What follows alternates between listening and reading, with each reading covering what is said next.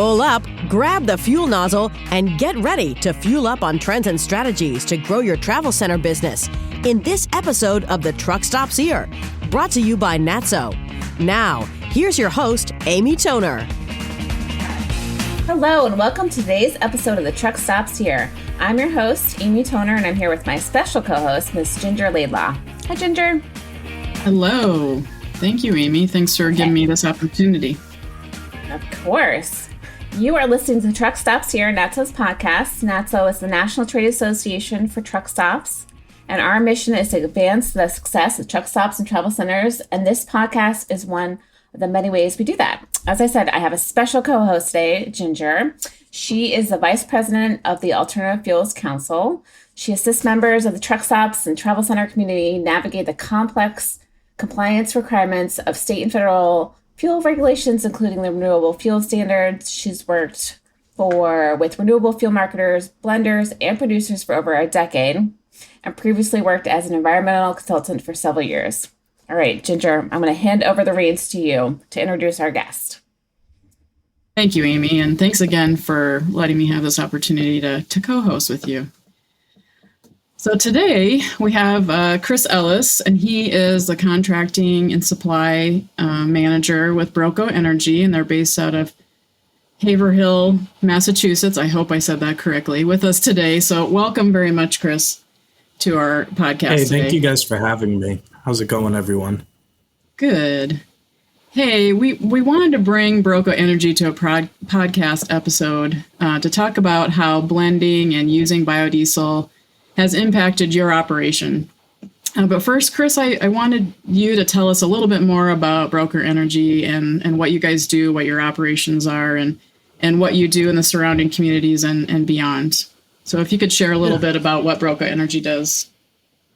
Yeah, so my cousin ended up starting Broco Energy in 2007. Him and his wife has a one-truck small operation in Wakefield, Massachusetts. They began delivering residential heating oil to families and friends in the fire departments because Bobby is a fire captain for the Chelsea Fire Department here in Massachusetts. So that's kind of how we began, and they slowly built it up and ended up purchasing their first building in North Reading and started making North Reading the kind of service area that we focused on. North Reading, north of Boston, really. So later on, they ended up purchasing the fuel terminal we have now in Haverhill, Massachusetts in 2017. It used to be Ronnie's Energy and kind of a dying oil company, so they came in and revamped it. That's kind of when we started into the whole biodiesel aspect and really starting to push the initiative. We started pushing like a B10 and a B20 blend. At the beginning, we were just kind of splash blending, getting in the mix of it, using our other local suppliers in the area down on the Cape in Boston, and really going down south, trying to bring the cheaper product up here and trying to see how it fits into the market. It wasn't really around at the time, so we were kind of one of the first to start pushing it. Bobby is he is a veteran, so this is a service-disabled veteran-owned business. He was a CB in the Navy, and that kind of plays a big part into what we do today. We are a emergency operating company, so like when a hurricane hits or something like that, we go and respond to those kind of situations. He kind of keeps that mentality of the CBs and the fire department into this business and incorporates it as much as possible. So that's kind of how we've gotten here today, is kind of what separated us is the emergency work. And we started the emergency work in 2017 when the Merrimack Valley gas explosion happened in Massachusetts. It was right in our backyard. They gave us an opportunity and we ended up knocking it out of the park. So that's kind of what gave us that start. And then we started going for hurricanes and all sorts of stuff and really pushing the whole Broco can-do attitude. So a lot of what you do, what Broco does is heating oil. Is that right? Most of residential and commercial. Yes, that's our main focus, is the residential heating oil in the area. That's kind of our our main business is doing that. So we provide, right now it's biodiesel blends to the heating oil. I'd say still north of Boston, South New Hampshire is kind of our target area right now. So yeah, like I said, we started doing blends of B10, and then we've increased it all the way up to a B40 with some of our blends today. So it's kind of been a challenge getting it up, but we've been providing such a clean product. No one's really had any issues going into the biodiesel blends. So it's really been good trying to get that green initiative out there for us. How do you decide what percentage of bio that you put in the heating oil? Is it dependent on weather, or how do you guys determine that, what the percentage is? Yeah, so it really depends on the weather. So like in the wintertime, we obviously lower our blend because the cloud point on biodiesel is much higher than regular diesel, where you don't want to have the freeze ups in the customer's tanks and creating issues in the customer's lives. You know what I mean? You want to keep it a pretty flawless system. So we'll kick it back at around 10% to like a B30 in the wintertime. That's kind of the good point we found in the product, is that B30. And really just kind of, it's all about adjusting the customer systems and, like I said, keeping them informed. So some of the burners where they're a 1980s burner, you never know if it's going to properly burn the product. And so we send our techs in there to go and adjust the oxygen and the flow rates of them. And they end up burning perfectly fine with the biodiesel every time up to that B30. And then if we end up making any increases or decreases, we send the service techs out there to just go check it out and make sure the burners are burning correctly and everything like that. So it's, I mean, a little process, but it's worth it when you're burning clean energy. Yeah, and it sounds like you're doing the right thing by sending out the technicians to check everything out and make sure everything's working correctly before you change that percentage. So you normally don't go any lower than a B30, 30% bio in your blend? Oh, no, we do. So we do like B10s and B5s. It's really depending on the customer. Yeah, we just try and talk to our customers, keep them informed of what will work with their systems and what won't work with their systems. So currently we have a contract with the city of Cambridge, and they run all their DPWs off of on-road bio blends.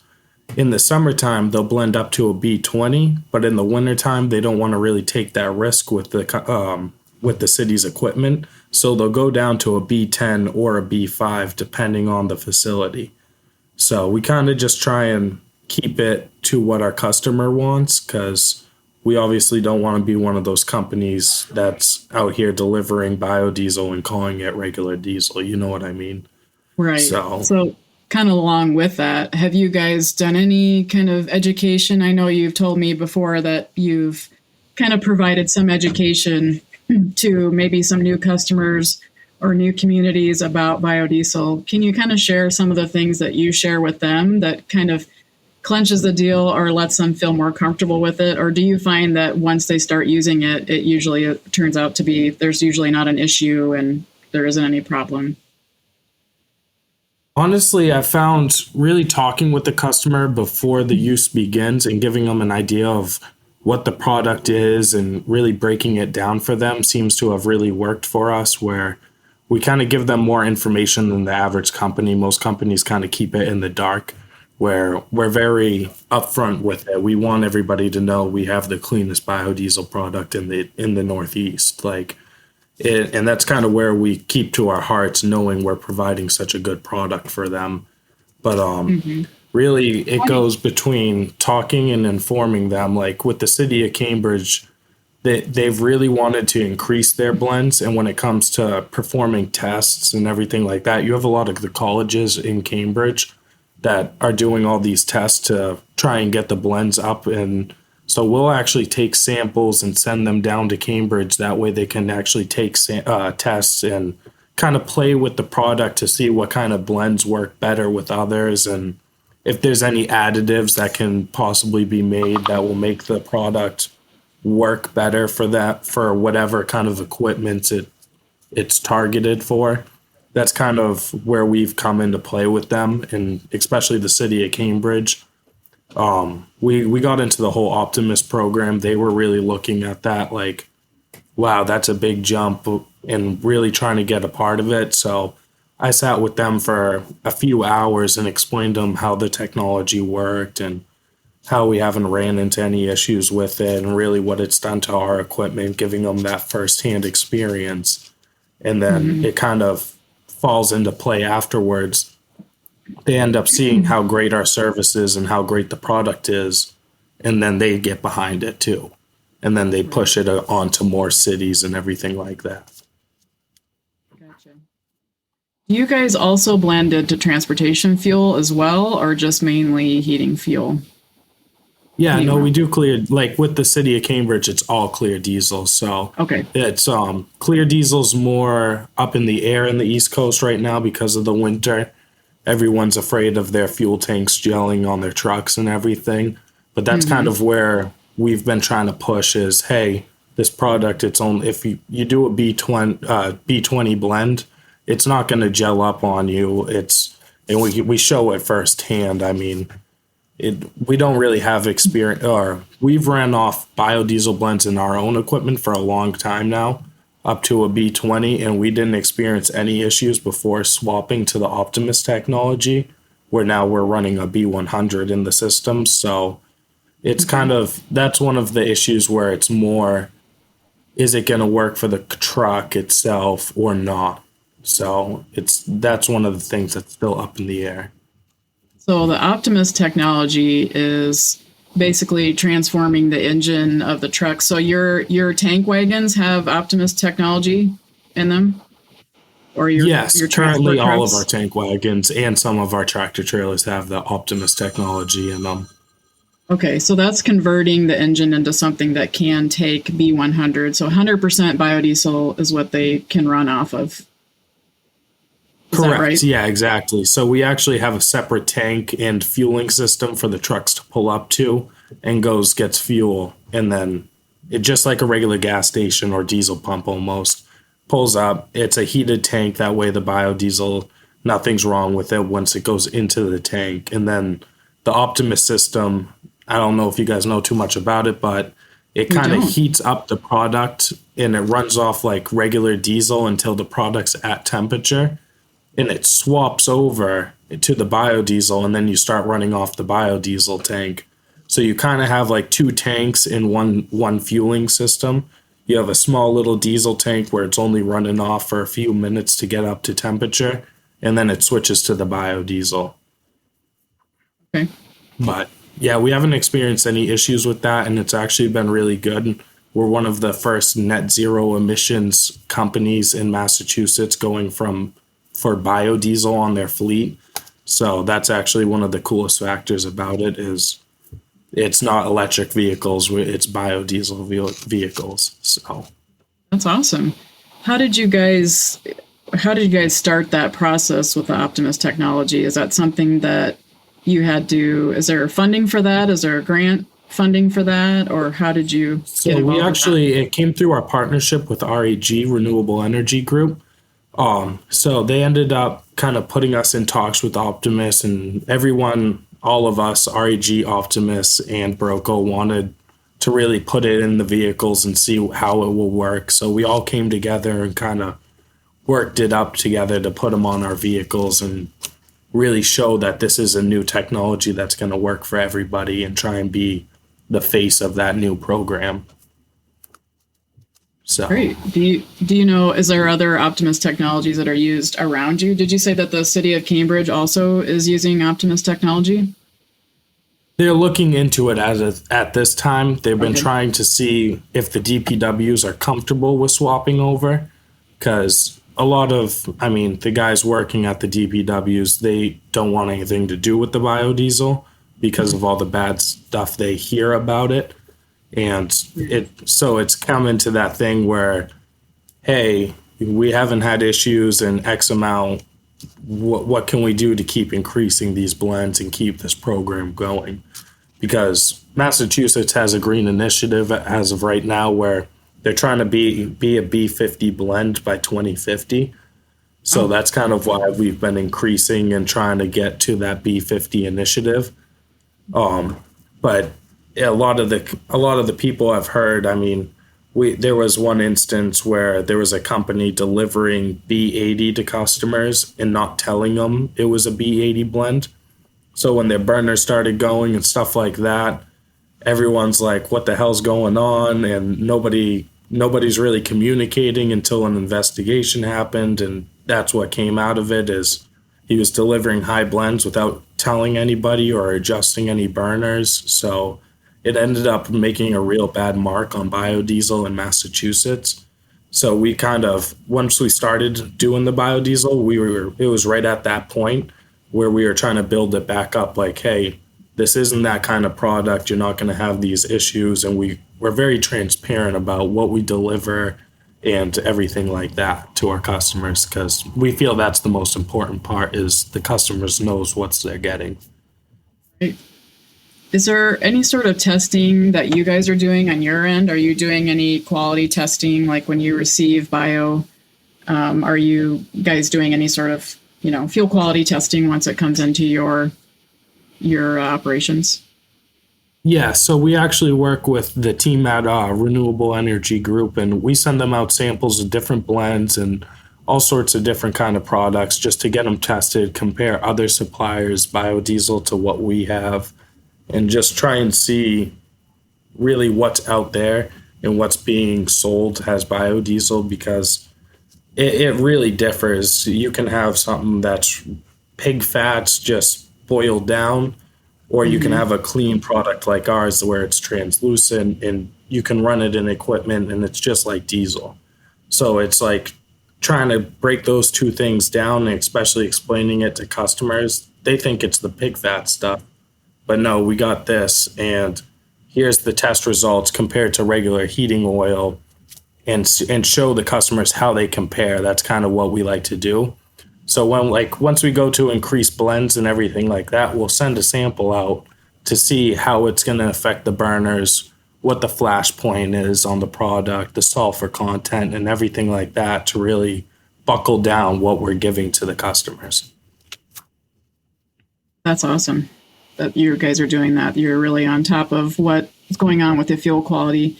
So you're finding that it's been easier. It's an easier sell. It's been good fuel quality to use, less of the fats and more of the soy-based bio. Yes, most of our bio is soy-based. We have gotten a few shipments of the fatty bio-based biodiesel, but it doesn't compare anywhere to what the soy is. The soy is just one of the cleanest products around. So I stand for soy biodiesel myself. It's night and day, truly is. Okay. Do you guys wholesale at all? Do you sell to other, do you sell downstream to other oil companies or anything like that as of right now, or something that you guys have looked into at all? Yeah, so currently, like with our partnership with REG, we have a terminal here in Haverhill with 150,000 gallons of biodiesel storage, just B99 storage. And then we have 200,000 gallons of heating oil storage. So we wholesale out of the facility on behalf of REG, and we do it for Broco as well. We're kind of the center point in really New England for customers from Maine, New Hampshire, Vermont to come get their biodiesel. So we have companies like Coastal Energy. They're all the way up in Maine. They drive down to Haverhill and come get their biodiesel from us. One, because it's a cleaner product, so they're willing to take that drive just to come get the product. So yeah, it is something we do. Our terminal's serviced via rail, and we get our biodiesel all coming in via rail. So it's a nice little setup we have. Our tanks are heated, insulated. So we're really set up for the biodiesel, and that's kind of how we pictured our terminal, was to be a biodiesel terminal. Okay. And you just mentioned your tanks are heated. So are they above ground or below ground for your bio? Above ground tanks. They are all above heated, ground. insulated. Yeah. Okay. And then we have a steam unit connected to it to keep it up to temperature. Okay. What do you think, if you could pick one or two things that you think have been the best advantages using biodiesel and blending it, what would you say those things might be? Well, the first is obviously the green initiative, where you're burning a cleaner product and you're not putting pollutants out in the air where you are with other diesels. I mean, a B20 biodiesel, that compares to the same output as a natural gas. So it's like, we don't have to phase out of diesel when we can just blend with biodiesel and get the same emissions as these other products that are being pushed onto the communities. So I would say the green initiative is the biggest thing. And then currently with the tax incentives, it helps bring a cheaper product, especially in such a volatile market right now that we're in. Brings a cheaper product to the customer, and we end up giving it back to the customer where it's like, hey, instead of paying $5 a gallon right now, you can be at $4.799 a gallon. And because of our biodiesel blends, it brings that cost down. And like I said, with the volatile market, it's been huge. A lot of people are looking at their heating oil bills. They're skyrocketed compared to past years. And I mean, just last year, it's doubled compared to then. So it's been a huge help on our customers' end where they're getting a better product for cheaper. Yeah. Great. Yeah, and then you also have RINs, right? The renewable fuel identification numbers. You receive RINs with the biodiesel. You can actually use RINs with the heating oil too. When you blend biodiesel into heating oil or transportation fuel, either one, or jet fuel is the other thing. But those three reasons why you're blending, you actually get RINs as part of that, and you can actually market them once the fuel is blended for those uses. So I don't know if everyone knows that the heating oil is part of the renewable fuel standard, that you can get RINs from heating oil.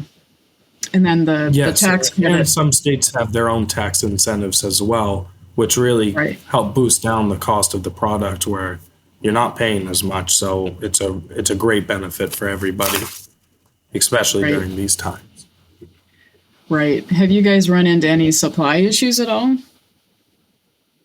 We did run into some over the winter, but it wasn't really a supply issue on biodiesel. It was more getting it via rail. With the whole rail strikes that happened this winter time, it was more that issue rather than biodiesel. We could have gotten the biodiesel here if the rails were allowing it. So it was it was a hiccup this winter, but it wasn't anything too crazy. We still had a decent amount of biodiesel flowing through the terminal at all times this winter. Okay. Because there's not a biodiesel plant. Is there a biodiesel plant that is in close proximity to you guys, or is most everything railed in to you? I think the closest one right now is Pennsylvania. The one in the Cape, they ended up packing up and they sold out west. So they packed up their facility and pushed it out west. So now it's going to be a California-based facility from what I'm hearing. But so right now I'm thinking Pennsylvania is the closest at this time. Okay. Yeah, I just think that's really interesting that, you guys are able to make this all work still with railing it in from wherever, if it's from the Midwest or from wherever, that, railing it in Iowa. still works. It still works for you guys and for your customers. So that's great. Fuel quality wise, price wise, blending is working, even railing it in from that far. Yeah, exactly. And honestly, it's a great help. Once we get to use the railroads, which is amazing to us, where we're able to utilize that and take trucks off the road rather than having the trucks freighting back and forth from our terminals constantly. So that helps bring down our emissions throughout the year, which is really good for us. So it's honestly fantastic the way we've set up our terminal to get it in via rail. We have an injected blended system at the rack, so everything's blended down precisely. It's not splash blended where you're just throwing biodiesel on top of clear diesel. It's really like when we say our fuel's blended, it's actually blended. It's not just going around the truck mixing and mashing. And that's what I've seen a lot of companies do, and it doesn't really give them that perfect product for and that's where you can see issues in customer systems when they get a pocket of that biodiesel that didn't blend correctly. Right. No, that's great that you have an injection system. So when a transport truck rolls up, it's pulling out of the bio. You type in, I'm saying this a little more crudely than it actually happens, right? But you're typing in what percentage that you want, whether it be a 30% or whatever, and it calculates it for you. It's injecting the bio and the diesel at the same time into a transport truck. Is that kind of the crude description of what happens when it rolls up? It's kind of like a regular rack system where they pull up and it'll have a list of different products they can choose from. Our rack blends anywhere from a B5 to you can get B99, B80, whatever you want, and we can customize different blend ratios for certain customers. So if they want a B35, we can actually calculate that and have the system do that for them. So that's what kind of gives them those clean blends and gives them the option of what kind of blend do you guys want to do, and helps them play with what their customers can take. Okay. Great. Well, I think that's all I wanted to ask you about, and I'm really excited to hear all the different things you guys are doing. It's always, if you follow Broco on their social media, it's fun to watch all the different places they're going to for the emergency fuel situations, and all the different things that they're doing in their community is really awesome. And to hear all the green initiatives that Broco is involved with is super awesome. So thank you, Chris, for joining us today. I appreciate everything you shared with us, and hopefully those who are out there kind of thinking about whether, you should do any blending and how much you should blend. I hope that hearing some of this may inspire you to start blending or thinking about different ratios to blend with. So with that, I'll send it back to Amy. Okay, thanks. Thanks, guys. Thanks for making my job easy, Ginger, and thanks for being a great guest, Chris. All right, thanks for listening to today's episode of The Truck Stops Here. You can find us online at www.natso.com/The Truck Stops Here. If you have any questions that you'd like answered on the podcast, I hope you'll reach out to me at editor@natso.com. Bye, guys. The Truck Stops Here was brought to you by NATSO, the association representing truck stops and travel centers. Visit natso.com for more information. The Truck Stops Here is produced by NATSO in collaboration with Human Factor. Producers are Amy Toner and Darren Schulte.